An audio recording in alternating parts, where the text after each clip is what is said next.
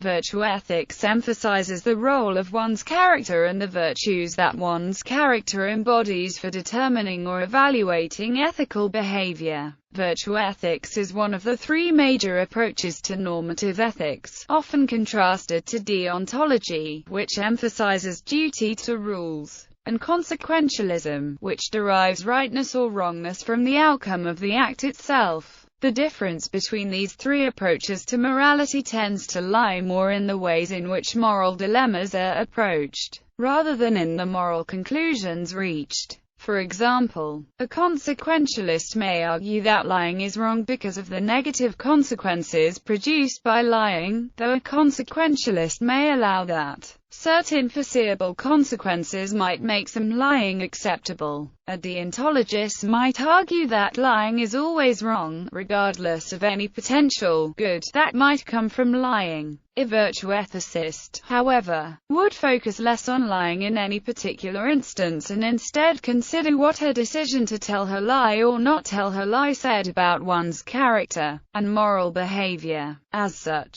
the morality of lying would be determined on a case-by-case basis, which would be based on factors such as personal benefit, group benefit, and intentions. Overview. Concern for virtue appears in several philosophical traditions. In the West, the roots of the tradition lie in the work of Plato and Aristotle, and even today the tradition's key concepts derive from ancient Greek philosophy. These concepts include arete, phronesis, and eudaimonia. In the West, virtue ethics was the prevailing approach to ethical thinking in the ancient and medieval periods. The tradition suffered an eclipse during the early modern period, as Aristotelianism fell out of favor in the West. Virtue theory returned to prominence in Western philosophical thought in the 20th century, and is today one of the three dominant approaches to normative theories. Virtue theory is not actually in conflict with deontology or teleology.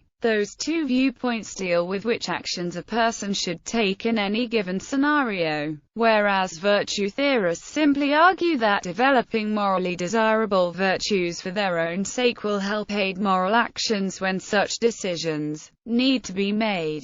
While the theory of virtue ethics was born with Plato and Aristotle, their theories are not the only that are recognized. What virtue ethics refers to, rather, is a collection of normative ethical philosophies that place an emphasis on being rather than doing. Another way to say this is that in virtue ethics, morality stems from the identity or character of the individual, rather than being a reflection of the actions of the individual. Today, there is debate among various adherents of virtue ethics concerning what specific virtues are morally praiseworthy. However, most theorists agree that morality comes as a result of intrinsic virtues. Intrinsic virtues are the common link that unites the disparate normative philosophies into the field known as virtue ethics. Plato and Aristotle's treatment of virtues are not the same. Plato believes virtue is effectively an end to be sought, for which a friend might be a useful means. Aristotle states that the virtues function more as means to safeguard human relations, particularly authentic friendship, without which one's quest for happiness is frustrated.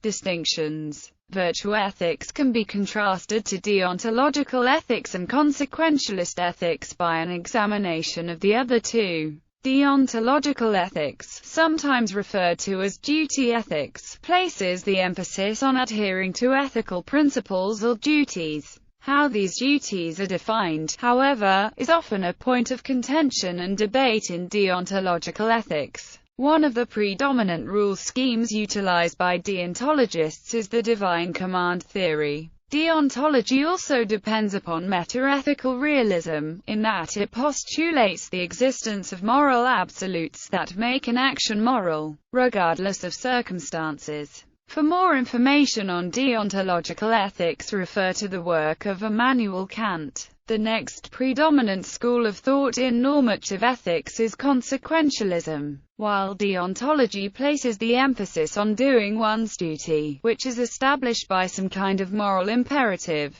consequentialism bases the morality of an action upon the consequences of the outcome. Instead of saying that one has a moral duty to abstain from murder, a consequentialist would say that we should abstain from murder because it causes undesirable effects. The main contention here is what outcomes can be identified as objectively desirable. The greatest happiness principle of John Stuart Mill is one of the most commonly adopted criteria. Mill asserts that our determinant of the desirability of an action is the net amount of happiness it brings, the number of people it brings it to, and the duration of the happiness. He also tries to delineate classes of happiness, some being preferable to others. But there is a great deal of difficulty in classifying such concepts. For a more complete outline of the niceties of Mill's classification system, see the page on utilitarianism or read Mill's works Utilitarianism, Defense of Utilitarianism, and On Liberty, examining the meta-ethical theories of naturalism, upon which many consequentialist theories rely, may provide further clarification. Having looked at the other two normative ethical theories, we come at last to virtue ethics. As stated before, deontology focuses on adhering to ethical duties, while consequentialism focuses on the outcomes of actions. Here virtue ethics differs in that the focus is instead upon being rather than doing. A virtue ethics philosopher will identify virtues, desirable characteristics, that the moral or virtuous person embodies. Possessing these virtues, in virtue ethics, is what makes one moral, and one's actions are a mere reflection of one's inner morality.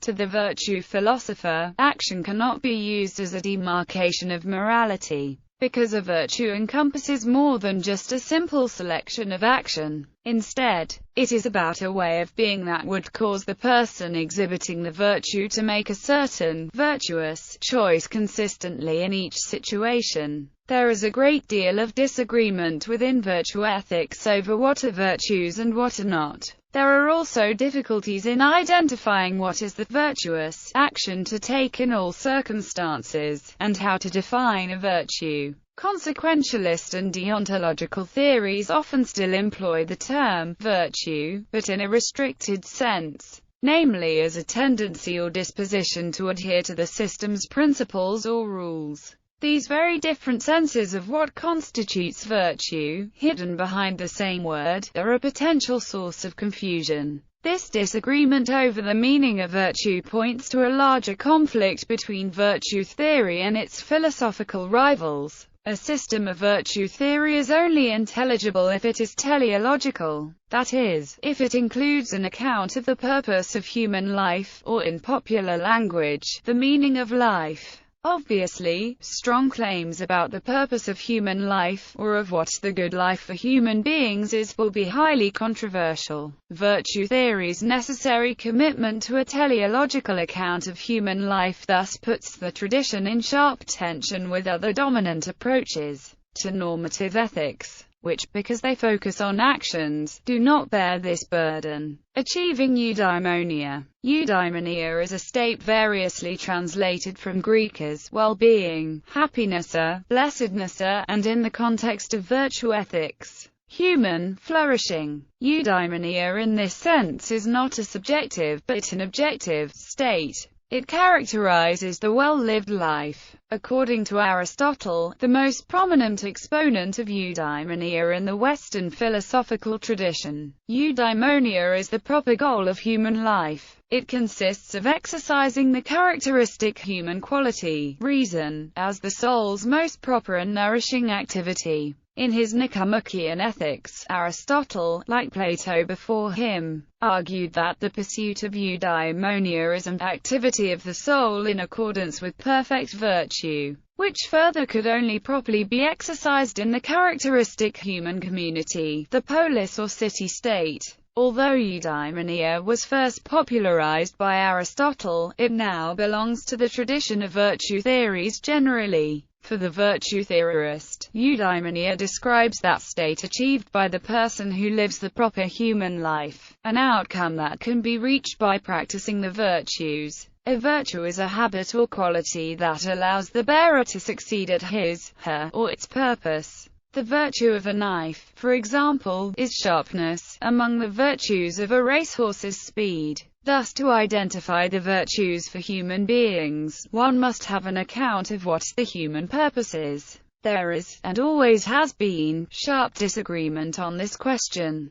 Thus, as Alistair MacIntyre observed in After Virtue, though thinkers as diverse as Homer, Aristotle, the authors of the New Testament, Thomas Aquinas, and Benjamin Franklin have all proposed lists, and sometimes theories of the interrelation, of the virtues. These do not always overlap. Aristotle categorized the virtues as moral and intellectual. He identified a few intellectual virtues, the most important of which were wisdom, Sophia and phronesis. The approximately 24 moral virtues he identified include prudence, justice, fortitude, temperance. Aristotle argued that each of the moral virtues was a mean between two corresponding vices, one of excess and one of deficiency. For example, courage is a virtue found between the vices of cowardliness and rashness. Historical origins and development. Like much of the Western tradition, virtue theory seems to have originated in ancient Greek philosophy. Discussion of what were known as the four cardinal virtues, wisdom, justice, fortitude and temperance, can be found in Plato's Republic. The virtues also figure prominently in Aristotle's moral theory.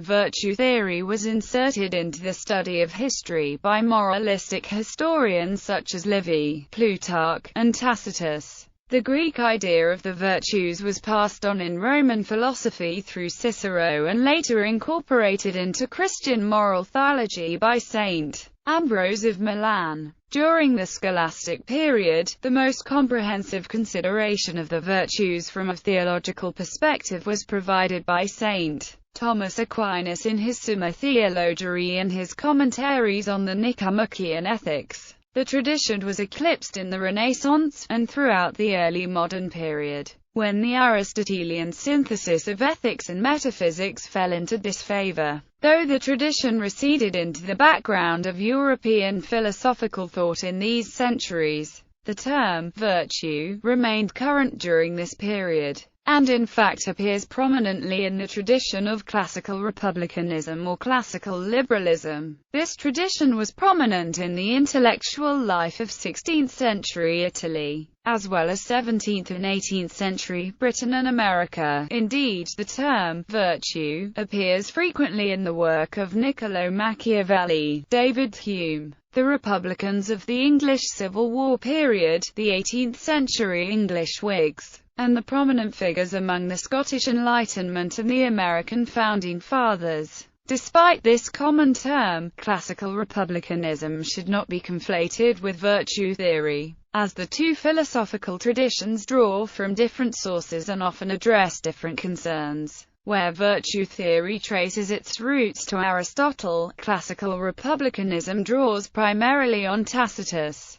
Virtue theory emphasizes Aristotle's belief in the polis as the acme of political organization, and the role of the virtues in enabling human beings to flourish in that environment. Classical republicanism, in contrast, emphasizes Tacitus' concern that power and luxury can corrupt individuals and destroy liberty, as Tacitus perceived in the transformation of the Roman Republic into an empire. Virtue for classical republicans is a shield against this sort of corruption and a means to preserve the good life one has, rather than a means by which to achieve the good life one does not yet have. Another way to put the distinction between the two traditions is that virtue ethics relies on Aristotle's fundamental distinction between the human being as he is from the human being as he should be, while classical republicanism relies on the Tacitian distinction of the human being as he is from the human being as he is at risk of becoming. Contemporary Aristotic turn. Although some Enlightenment philosophers continued to emphasize the virtues, with the ascendancy of utilitarianism and deontology, virtue theory moved to the margins of Western philosophy. The contemporary revival of virtue theory is frequently traced to the philosopher G. E. M. Anscombe's 1958 essay, Modern Moral Philosophy. Following this, In the 1976 paper, The Schizophrenia of Modern Ethical Theories, Michael Stocker summarizes the main erudite criticisms of deontological and consequentialist ethics. Philippa Foot, who published a collection of essays in 1978 entitled Virtues and Vices. Alistair McIntyre has made an effort to reconstruct a virtue-based theory in dialogue with the problems of modern and postmodern thought. His works include After Virtue and three rival versions of moral inquiry. Paul Ricoeur has accorded an important place to Aristotelian teleological ethics in his hermeneutical phenomenology of the subject, most notably in his book Oneself as Another. Theologian Stanley Hauerwas has also found the language of virtue quite helpful in his own project. Rosalind Hursthouse has published on virtue ethics. Roger Crisp and Michael Slott have edited a collection of important essays titled Virtue Ethics. Martha Nussbaum and Amartya Sen have employed virtue theory in theorizing the capability approach to international development. The erudite turn in moral philosophy is paralleled by analogous developments in other philosophical disciplines. One of these is epistemology, where a distinctive virtue epistemology has been developed by Linda Zagrebski and others. In political theory, there has been discussion of virtue politics, and in legal theory, there is a small but growing body of literature on virtue jurisprudence. The erudite turn also exists in American constitutional theory, where proponents argue for an emphasis on virtue and vice of constitutional adjudicators. Erudite approaches to morality, epistemology, and jurisprudence have been the subject of intense debates. One criticism that is frequently made focuses on the problem of guidance. Opponents, such as Robert Loudon in his article, Some Vices of Virtue Ethics, question whether the idea of a virtuous moral actor, believer, or judge can provide the guidance necessary for action, belief formation, or the decision of legal disputes. Non-Western tradition. Non-Western moral and religious philosophies, such as Confucianism, also incorporate ideas that may appear similar to those developed by the ancient Greeks. Like ancient Greek ethics, Chinese ethical thought makes an explicit connection between virtue and statecraft. However, where the Greeks focused on the interior orientation of the soul, Confucianism's definition of virtue emphasizes interpersonal relations. Confucian ethics have been labeled as a form of role ethics rather than virtue ethics. Normally when the term virtue theory is used, it is in reference to the Western conception of virtue theory, rather than any of the schools of East Asian ethical thought. Nick Jia in Buddhist Ethics as Virtue Ethics compares Buddha's ethical teachings to Aristotle's. Like Greek virtue ethics, Buddhist ethics is also humanistic and thoroughly personalist. Damien Keown devotes a great deal of his work to debunking claims that Buddhism is utilitarian in nature. His work then goes on to examine the structure of Buddhist ethics, focusing specifically on morality. His conclusion is that Buddhist ethics most closely resembles the ancient Greek virtue ethics found in Aristotle. James Whitehill in Buddhist Ethics in Western Context. The virtues approach says,